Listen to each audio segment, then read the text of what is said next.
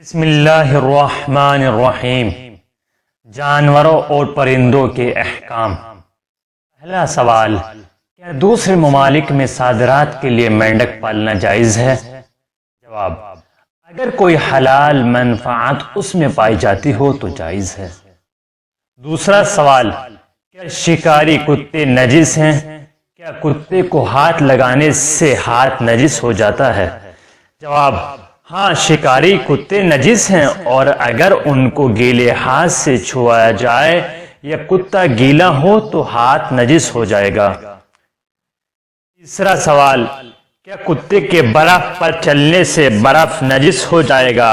جواب، صرف وہی حصہ نجس ہوگا جہاں کتے کا پیر پڑا ہو۔ چوتھا سوال، کیا سوکھے اور گیلے کتے کی نجاست برابر ہے؟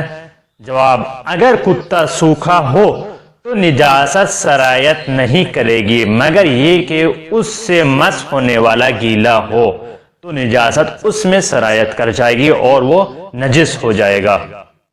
پانچواں سوال، طوطا، خرگوش اور گلہری کے فضلے پاخانے کا کیا حکم ہے؟ جواب، طوطے کا فضلہ پاخانہ پاک ہے، خرگوش اور گلہری کا نجس ہے۔ چھٹا سوال، گھر یا چڑیا گھر میں حفاظت کے لیے کتا پالنے کے کیا شرائط ہیں؟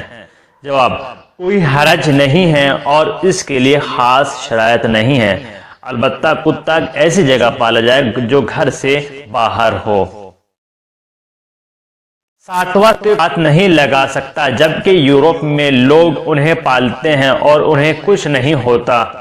جواب، کتے کو ہاتھ لگانے میں کوئی حرج نہیں ہے، ہاں، ہاتھ اگر گیلا ہو یا کتا گیلا ہو تو نجس ہو جائے گا اور نماز کے لیے اسے پاک کرنا پڑے گا۔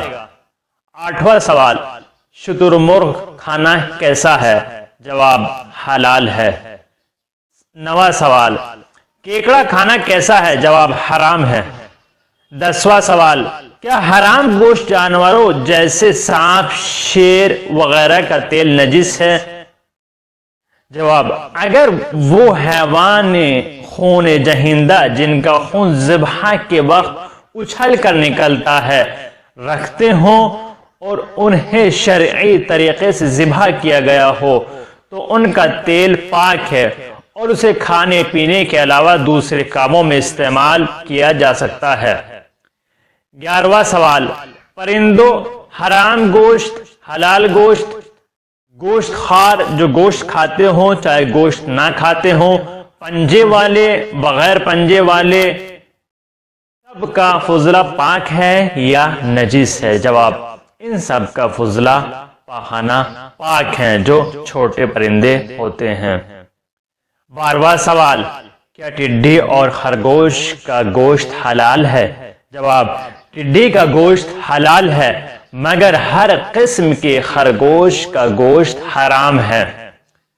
13واں سوال، کیا غیر مسلم ممالک کو وحشی خنزیر کا گوشت بیچنا جائز ہے؟ جواب، اس کا بیچنا جائز نہیں ہے، البتہ نجاسات 10 ہیں، ان میں سے کتا اور خنزیر ہیں جو عین نجس ہیں۔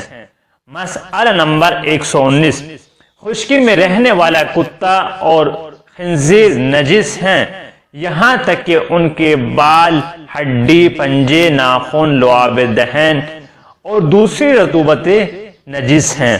یہ حکم کتا اور خنزیر کی تمام قسموں کے بارے میں ہے، اس حکم میں کوئی فرق نہیں ہے۔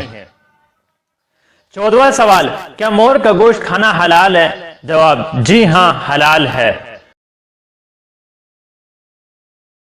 لي خمسة أطفي بهم حر الجحيم الحاطمة، المصطفى والمرتضى وابني